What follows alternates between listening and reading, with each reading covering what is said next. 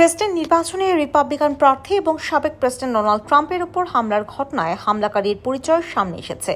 FBI নিশ্চিত করেছে হামলাকারী তরুণের নাম থমাস ম্যাথিউ ক্রুকস। তার বয়স ২০ বছর। ওই তরুণ পেনসিলভেনিয়ার বেথেল পার্ক এলাকার বাসিন্দা বলেও জানিয়েছে এফবিআই। ট্রাম্পকে লক্ষ্য করে গুলিবর্ষণ ও আহত করার পর অভিযুক্ত ওই হামলাকারী মার্কিন সিক্রেট সার্ভিস সদস্যদের গুলিতে নিহত হয়েছেন। মার্কিন গণমাধ্যমের বরাত দিয়ে রোববার নিজেদের লাইভ আপডেটে এই তথ্য জানায় সংবাদ মাধ্যম ডেইলি মেইল।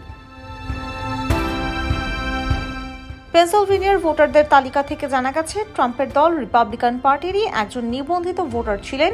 আগামী ৫ নভেম্বর অনুষ্ঠেয় প্রেসিডেন্ট নির্বাচনে অংশ নিতে যাচ্ছেন ট্রাম্প। এই নির্বাচনে প্রথমবারের মতো ভোট দেওয়ার জন্য প্রাপ্তবয়স্ক হতেন ক্রুকস।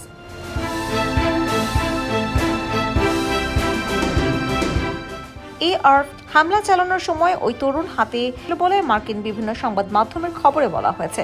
বাটলার এলাকায় যেখানে ট্রাম্পের উপর হামলার ঘটনা ঘটেছে, সেখান থেকে প্রায় ১ ঘন্টার দূরত্বে বসবাস করতেন ক্রুকস।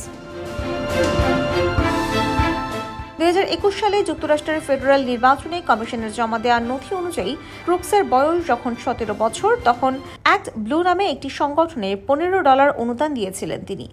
এই সংগঠন বামপন্থী ও ডেমোক্রেটিক পার্টির রাজনীতিবিদদের জন্য তহবিল সংগ্রহ করে থাকে। ক্রুকসের বাবা ম্যাথিউ ক্রুকস সিএনএনকে বলেছেন, কি ঘটেছে তা বোঝার চেষ্টা করছেন তিনি। আইন শৃঙ্খলা রক্ষাকারী বাহিনীর সদস্যদের সঙ্গে কথা বলার আগে ছেলের সম্পর্কে কিছু বলতে চান না তিনি।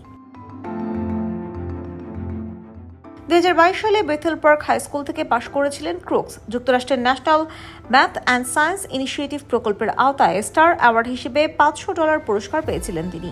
আর নিউ ইয়র্ক টাইমসের প্রকাশিত একটি ভিডিওতে এক অনুষ্ঠানে তাকে ডিপ্লোমা সনদ নিতে দেখা গেছে। ক্রুকসের পরিচয় শনাক্তের বিষয়ে এফবিআই কর্মকর্তারা এক সংবাদ সম্মেলনে বলেছেন, হামলাকারীর বায়োমেট্রিক তথ্য সম্পর্কে নিশ্চিত হতে তার ডিএনএ পরীক্ষা করা হচ্ছে।